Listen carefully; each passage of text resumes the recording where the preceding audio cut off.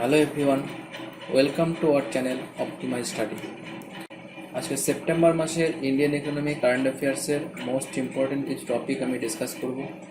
তো WBCS 2020 preliminary result published হয়েছে। সেখানে শুধুমাত্র 4600 জনকে ডাকা হয়েছে মেন্স এক্সামের জন্য। তো এবারে কাট অফ অত্যন্ত হাই ছিল এবং আনএক্সপেক্টেড ছিল বলা যায়। এটা সংখ্যাটা খুবই কম। তো তোমরা যারা প্রিলিমিনারি পাস করেছো, মেন্সের জন্য প্রিপারেশন নিচ্ছ, তো তোমাদের অনেক অনেক অভিনন্দন। তো প্রিলিমিনারিটা পাস করা কিন্তু এবার অনেকটাই টাফ ছিল। তো তোমরা যারা পাস করেছো, মেন্সের জন্য ভালো করে প্রিপারেশন নাও। এবং মেন্স এক্সাম কবে হবে এখনও কিন্তু বলা যাচ্ছে না। তবে নোটিফিকেশন অনুযায়ী যেটা দেখা যাচ্ছে যে ডিসেম্বরে এক্সাম হয়তো হবে না, কেননা অলরেডি যা শিডিউল ছিল পিএসসি নোটিফিকেশন দিয়ে বলে দিয়েছে যে সেই শিডিউল অনুযায়ী এক্সাম হবে না, আবার নতুন শিডিউল তারা পাবলিশ করবে। তো যাই হোক, এক্সাম কবে হবে সেটা পরের ব্যাপার। তোমরা পড়াশোনা চালিয়ে যাও। আর আমি সেপ্টেম্বরের যে কারেন্ট অ্যাফেয়ার্স ইকোনমি ভিডিও, সেখানে আমি যে ইম্পর্টেন্ট টপিকগুলো ইনক্লুড করেছি। আমাকে অনেকে বলেছিল যে আরও বেশি টপিক, আরও বেশি পয়েন্ট ঢোকানোর জন্য। তো অ্যাকচুয়ালি আমি যখন তোমাদের এক্সাম কাছাকাছি চলে আসবে, তখন রিসেন্ট মান্থগুলোতে তোমরা একটু ডিটেলস পড়ো, আর একটু দূরের মান্থগুলোতে অত ডিটেলস না পড়ে একটু বিগ টপিক যেগুলো আছে, বড় বড় হাইলাইটেড টপিক, সেগুলো নিয়ে ডিসকাস করাটাই আমার মনে হয় ভালো। তো আমি সেই হিসেবেই তোমাদের জন্য এখানে খুব ইম্পর্টেন্ট জিনিসগুলো এখানে ইনক্লুড করাচ্ছি। মেন্স ক্যান্ডিডেট ছাড়া যারা আদার্স দেখছো, তো তোমাদেরও ইকোনমির ব্যাপারে অনেক কিছু জানা হবে। রিসেন্ট নিউজগুলো সম্পর্কে তোমরা জানতে পারবে। তো তোমরাও ভিডিওটা ভালো করে দেখবে। শুরু করছি আজকের ভিডিও। আজকের first question, new agriculture reforms of 2020 has been initiated by passing which bill or bills in the parliament. তো 2020-তে এগ্রিকালচারাল একটা রিফর্মস এসছে এবং এটা নিয়ে অনেক দিন নিউজে লেখালেখি হলো, অনেক প্রোটেস্ট চলছে এখনও। তো সেই এগ্রিকালচারাল যে রিফর্মসটা বর্তমান প্রেজেন্ট সেন্ট্রাল গভর্নমেন্ট সরকার নিয়ে এসছে, তো সেটা কি কি, সেই বিলগুলো বা বিলটি কি? Option A, the farmers produce trade and commerce promotion and facilitation bill 2020, the farmers agreement of price assurance and farm service bill 2020, the essential commodities amendment bill 2020, all of the above. তো এখানে তিনটে বিলকে include করা হয়েছে এবং তিনটে bill already Lok Sabha Rajya Sabha pass করে দিয়েছে এবং প্রেসিডেন্ট কোবিন্দ ফাইনাল অ্যাপ্রুভাল দিয়ে দিয়েছেন। তো এই তিনটে বিল এখন অ্যাক্ট হয়ে গেছে, যদিও বিভিন্ন রাজ্যে এখনও প্রোটেস্ট চলছে, বিশেষ করে পাঞ্জাব, হরিয়ানাতে। তো তোমরা যারা এই বিলগুলো সম্পর্কে যদি কেউ ডিটেলস জানতে চাও, তোমরা স্টাডি কেউ ভিডিও দেখতে পারো। আমি এখানে এত ডিটেলস বলবো না, আমি এখানে তোমাদের এমসিকিউ আকারেই করাচ্ছি। তো এখানে হচ্ছে তিনটে বিল, এই তিনটে বিলই হবে এখানে অল অফ দ্য অ্যাবাভ। এখানে তিনটে বিল পাস হয়েছে। একটু আমি বিল বলে দিচ্ছি তোমাদের, তিনটে বিল কী কী নিয়ে। ফার্স্ট যেটা, the farmers produce trade and commerce promotion and facilitation bill. তো এই বিলটার মাধ্যমে কি করা হচ্ছে, এগ্রিকালচারাল যে মার্কেট, মানে আগে এগ্রিকালচারাল প্রডিউস মার্কেট কমিটি, মানে APMC, মানে মান্ডি, লোকাল মান্ডিতে ফার্মাররা তাদের যে উৎপাদিত দ্রব্য বিক্রি করতো, তো সেটা এখন ওপেন আপ করা হচ্ছে। মানে যে কোনো স্টেটে, ইন্ডিয়ার অন্য কোনো স্টেটেও ফার্মাররা এখন নিজের উৎপাদিত দ্রব্যকে বিক্রি করতে পারে এবং সেটা ইলেকট্রনিক মাধ্যমে, মানে ইন্টারনেটের মাধ্যমে তারা বিক্রি করতে পারে। এবং এখানে স্টেট গভর্নমেন্ট কোনো মার্কেট ফি বা কোনো এক্সট্রা সেচ লাগাতে পারবে না। এটা হচ্ছে open up agricultural sale and marketing outside notified agricultural produce market committee. এটা হচ্ছে এই বিলের আন্ডারে। প্রত্যেকটা বিলের মেন জিনিসগুলো আমি বলছি। তারপর the farmers empowerment and protection agreement of price assurance and farm service bill. এই বিলটার আন্ডারে হচ্ছে প্রি সার্ভিস এগ্রিমেন্ট, মানে উৎপাদিত ফসল মাঠ থেকে ওঠার আগেই চাষিরা এগ্রিমেন্ট করতে পারবে। কোনো যদি কমার্শিয়াল বা কোনো প্রাইভেট কোম্পানি যদি সেই প্রডিউসটাকে বা সেই প্রোডাক্টটাকে কিনতে চায়, তো আগেই একটা নির্দিষ্ট প্রাইসে সেটাকে তারা এগ্রিমেন্ট করে নিতে পারবে এবং নির্দিষ্ট কোয়ালিটি মেনটেন করতে হবে চাষিকে, সেই তার উৎপাদিত দ্রব্য যেটা বিক্রি হবে সেটা। ঠিক আছে, তো সাপ্লাই কোয়ালিটি গ্রেড স্ট্যান্ডার্ডস এগুলো মেনটেন করে আগেই এগ্রিমেন্ট করা হবে যে এই দামে সেই চাষি সেই জিনিসটাকে নির্দিষ্ট কোনো প্রাইভেট কোম্পানি বা কোনো ব্যক্তির কাছে সেটা বিক্রি করবে। এটা হচ্ছে farmers empowerment and protection agreement of price assurance and farm service bill. Third হচ্ছে the essential commodities amendment bill 2020। এটা হচ্ছে কিছু কিছু জিনিসকে এসেনশিয়াল কমোডিটিস থেকে বাদ দেওয়া হচ্ছে। এসেনশিয়াল কমোডিটিসের আন্ডারে থাকলে সেই কমোডিটিগুলোকে একটা নির্দিষ্ট পরিমাণের বেশি হোর্ডিং করা বা মজুত করা যেত না। তো এটা এসেনশিয়াল কমোডিটি থেকে বাদ দিলে কী হবে, সেই জিনিসগুলো অনিয়ন্ত্রিতভাবে যে কেউ সেটাকে স্টোর করে রাখতে পারবে এবং মার্কেটের প্রাইস ম্যানিপুলেশন করতে পারবে। আমরা বিশেষ করে পেঁয়াজের ক্ষেত্রে দেখেছি, মহারাষ্ট্র পেঁয়াজ উৎপাদনে 1 নম্বরে, এবং পেঁয়াজের দামে আমরা দেখেছি প্রচুর হেরফের হয়, এবং এর মেন কারণ হচ্ছে হোর্ডিং। সেখানে বড় বড় ব্যবসায়ীরা যে পেঁয়াজকে মজুত করে রাখে এবং মার্কেটের দামকে বাড়িয়ে দিয়ে সেই যখন দাম বেড়ে যায় তখন সেই জিনিসটাকে ছাড়ে এবং সেখান থেকে প্রচুর প্রফিট তারা পায়। তো এখানে এসেনশিয়াল কমোডিটিস থেকে কিছু কিছু জিনিসকে, যেমন সেরিয়ালস, পালসেস মানে ডাল, oil seeds, edible oils, onion, পেঁয়াজও রয়েছে, পটেটোস, আলু রয়েছে, এগুলোকে বাদ দেওয়া হচ্ছে। এবং স্টক লিমিট ইম্পোজ করা যেতে পারে শুধুমাত্র যদি 100% ইনক্রিজ ইন রিটেল প্রাইস যদি 100%-এর বেশি হয় তবেই স্টক লিমিটকে তারা মানে একটা স্টক লিমিট লাগাতে পারবে গভর্নমেন্ট, না হলে সেটাকে লাগাবে না। তো এটা হচ্ছে 100% হচ্ছে হর্টিকালচারের ক্ষেত্রে, 50% হচ্ছে retail price of non perishable agricultural food items. তো এই তিনটে এখানে, এবং প্রোটেস্ট কেন হচ্ছে সেটা তোমরা এখানে বুঝতেই পারছো যে এখানে এই যে প্রাইস আগের থেকেই ফিক্সড করা মানে এবং ওপেন আপ হয়ে যাচ্ছে, মানে কমার্শিয়াল যে বড় বড় কোম্পানিগুলো রয়েছে তারা এগ্রিকালচারাল প্রোডাক্ট যেমন সরাসরি কিনতে পাচ্ছে, এটা গভর্নমেন্টের যে যুক্তি যে তারা ভালো প্রাইস দেবে চাষিকে, কিন্তু একই সাথে যেহেতু মিনিমাম সাপোর্ট প্রাইস বা এমএসপি তুলে দেওয়া হচ্ছে, তো এমএসপি তুলে দেওয়ার ফলে যেহেতু এখানে বার্গেনিংটা হচ্ছে ছোটো ছোটো চাষিদের সাথে বড় বড় প্রাইভেট কোম্পানির, তো সেখানে চাষিরাই সবসময় হয়তো ডিসঅ্যাডভান্টেজ পজিশনে থাকবে, কেননা তাদের বার্গেনিং পাওয়ার কিন্তু বড় বড় প্রাইভেট এন্টিটির কাছে অনেক কম থাকবে। তো এখানে অনেকেই যারা বিরোধিতা করছে তারা এই যুক্তিটি খাটাচ্ছে যে চাষিরা এক্ষেত্রে অনেক লসের সম্মুখীন হতে পারে, কেননা কম্পিটিশনটা অল ইন্ডিয়া বেসিস হয়ে গেল। আর সেকেন্ড হচ্ছে এমএসপি তুলে দেওয়া হয়েছে। থার্ড হচ্ছে এই যে এসেনশিয়াল কমোডিটিস থেকেগুলোকে বাদ দেওয়া হচ্ছে, তো এক্ষেত্রেও একটা প্রাইস ম্যানিপুলেশনের একটা ভয় থাকছে। এগুলো বিভিন্ন কারণে চাষিরা এই বিলটার কিন্তু বিভিন্ন জায়গায় বিরোধিতা করছে। তো ফ্রেন্ডস, তোমরা যারা ভিডিওটা দেখছো তোমরা অবশ্যই কমেন্ট করে জানাবে তোমাদের এই তিনটে বিলের সপক্ষে তোমাদের কোনো যুক্তি বা তোমরা সাপোর্ট করো কি সাপোর্ট করো না।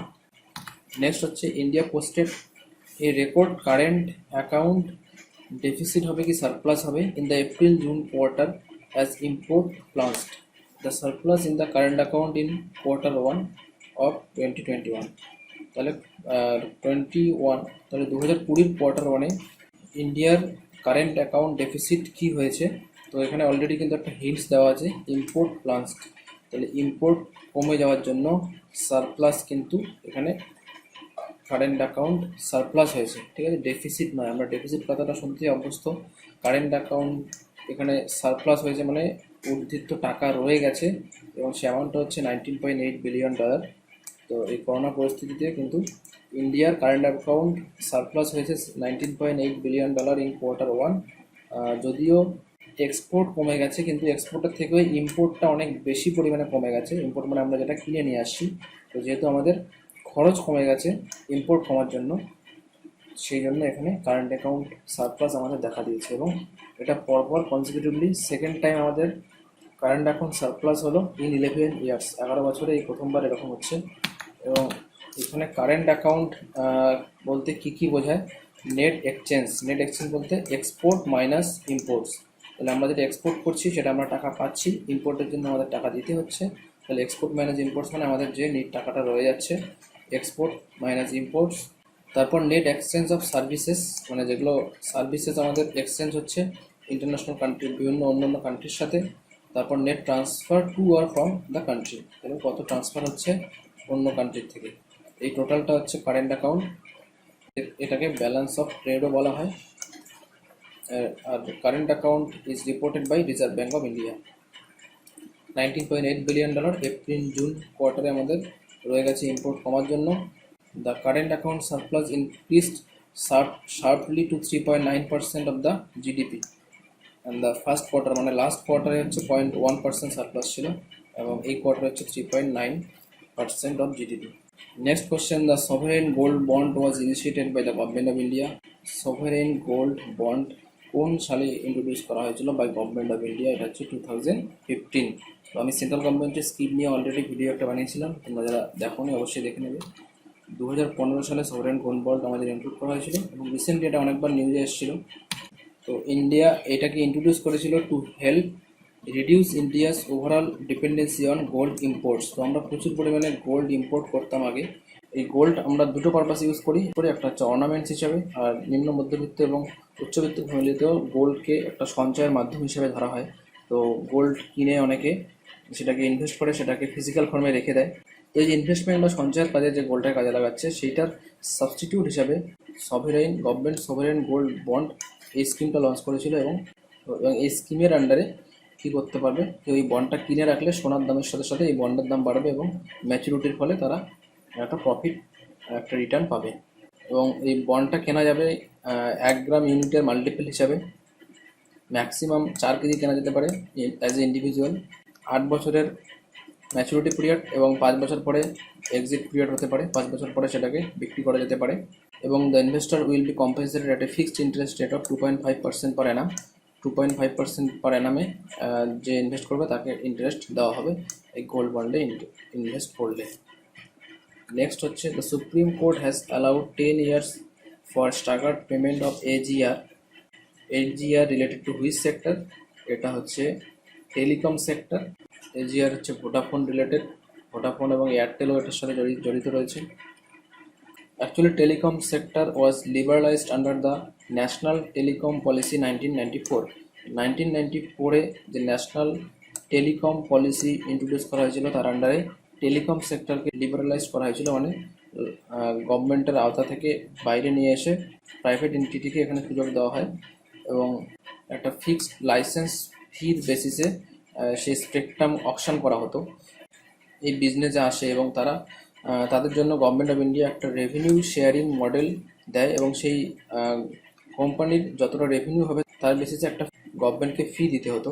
কিন্তু এইখানে হচ্ছে যে টেলিকম কোম্পানিগুলো কী করতো, শুধুমাত্র তাদের যে কোর বিজনেস রয়েছে সেই কোর বিজনেসের যে রেভিনিউ সেটাকেই গভর্নমেন্টকে শেয়ার করতো এবং তার বেসিসে তারা ফি দিত। কিন্তু সেই কোম্পানির যে আরও আদার্স যে ইনকাম রয়েছে কোর বিজনেস ছাড়া, তো সেই রেভিনিউটাকে তারা গভর্নমেন্টের সাথে শেয়ার করতো না এবং তার ফলে একটা হিউজ পরিমাণ ফি অ্যাকুমুলেট হয়ে গেছিলো এবং তারপরেই কেস চলতে শুরু করে। এবং 2005 সালে cellular operators association of India challenge the government's definition for AGR calculation. Department of Telecom argued that AGR includes all revenue from both telecom and non-telecom service. The companies claim that AGR should be comprises just revenue from core services and not dividend, interest income or profit on the sale of any investment or fixed assets. তো এই নিয়ে বিবাদ চলছিল এবং এটাতেই যে due হচ্ছে সেই ডিউটাকে স্ট্যাগার্ড বেসিসে 10 বছরে শোধ করার কথা সুপ্রিম কোর্ট বলেছে। নেক্সট হচ্ছে which state tops business reform action plan for ease of doing business ranking 2019। তাহলে ease of doing business ranking 2019-এ ফার্স্ট র্যাঙ্ক হয়েছে অন্ধ্রপ্রদেশ হচ্ছে first rank. Andhra Pradesh retained its top position in ease of doing business. তারপর হচ্ছে UP, Uttar Pradesh and Telangana. এবং এখানে surprisingly Kerala rank 28 হয়েছে এবং কেরালা স্টেট ওই জন্য ইনফরমেশান চেয়েছে যে কোন বেসিসে এই র্যাঙ্কিংটা করা হলো, তার জন্য তারা 6 ইনফরমেশন অন র্যাঙ্কিং ক্রাইটেরিয়া। ঠিক আছে, তো ফার্স্ট হয়েছে অন্ধ্রপ্রদেশ। নেক্সট হচ্ছে which committee has been formed on resolution framework for কোভিড-19 রিলেটেড স্ট্রেস বা রিপোর্ট সাবমিট করেছে, এটা হচ্ছে KV Kamath committee. Reserve bank of India accepted the recommendations of KV Kamath committee on resolution framework for কোভিড-19 related stress. এবং এই committee 26 sectors 26টা সেক্টরকে আইডেন্টিফাই করেছে যাদেরকে লেন্ডিং ইনস্টিটিউশন মানে ব্যাংক বা এনবিএফসিস তারা যখন তাদের বড়োয়ারদের জন্য রেগুলেশন প্ল্যান করবে, মানে কোন সেক্টরকে তারা কতটা লোন দেবে, তো সেক্ষেত্রে কামাত কমিটি 26টা সেক্টরকে রেকমেন্ড করেছে যে তাদেরকে প্রায়োরিটি দেওয়া উচিত, যেহেতু কারণ এই যে 26টা সেক্টরকে তারা চুজ করেছে তারা সব থেকে বেশি এফেক্টেড হয়েছে বিকজ অফ কোভিড-19। এবং বিশেষ করে যখন এক্সাম্পল যেমন real estate sector, still sector, non banking financial companies, এবং তার উল্টোটা সবথেকে কম এফেক্টেড হয়েছে যে সেক্টরগুলো সেটা হচ্ছে ফুড, এগ্রিকালচার, ফার্মা এবং আইটি সেক্টর। তো কোভিড-19-এর জন্য এই সেক্টরগুলোতে সেরকম কোনো ইম্প্যাক্ট আসেনি। ঠিক আছে। নেক্সট হচ্ছে recently an annual report on the economic freedom of the world 2020 has been released. India has ranked economic freedom of the world. এই রিপোর্টে ইন্ডিয়া র্যাঙ্ক হয়েছে 79, এটা ভুল রয়েছে, সরি, 79 হবে। The Global Economic Freedom Index or Index for Economic Freedom, an annual index 1995 সালে start হয়েছিল by heritage foundation and Wall Street Journal. India dropped 26 position this year and 79, 79 number ইন্ডিয়ার হয়েছে এবার। এবং চায়না কিন্তু 124, অনেক পেছনে, এবং হংকং এবং সিঙ্গাপুর টপ। নেক্সট হচ্ছে who signed more with ministry of women and child development to control malnutrition as a part of Poshan Abhiyaan. তো পোষণ অভিযানে ministry of women and child ডেভেলপমেন্টের সঙ্গে কোন মিনিস্ট্রি মৌ স্বাক্ষরিত করেছে? এটা হবে মিনিস্ট্রি অফ আয়ুষ। আয়ুষের full form Ayurveda, yoga, Unani, Siddha and homeopathy. A memorandum of understanding has been signed between Ministry of Ayush and Ministry of Women and Child Development to control malnutrition as a part of পোষণ অভিযান। তো পোষণ অভিযান তোমরা জানো একটা হচ্ছে malnutrition তো কমানোর জন্য একটা গভর্নমেন্টের scheme. Indian minister for women and child development হচ্ছে আমাদের স্মৃতি জুবিন ইরানি। আর আয়ুষের মিনিস্টার হচ্ছে state incharge, ministry of state incharge for Ayurveda, yoga, naturopathy, Unani, Siddha, homoeopathy হচ্ছে শ্রীপদ ইয়াসো নায়ক। নেক্সট হচ্ছে which Indian state has partnered SIDBI to provide support to MSME sector? তো এটা হচ্ছে Rajasthan. Small Industrial Development Bank of India has signed a memorandum of understanding with the Rajasthan government to develop MSME ecosystem in the state. আর আমাদের SIDBI হচ্ছে established হয়েছিল 1990 2nd April 1990 সালে SIDBI established হয়েছিল by Act of the Parliament for the promotion, financing, development of the micro, small and medium enterprises sector. তো এখানেই শেষ করছি। ভালো লাগলে অবশ্যই লাইক করো, বন্ধুদের মধ্যে শেয়ার করো এবং কমেন্ট করে জানাও। থ্যাঙ্কস।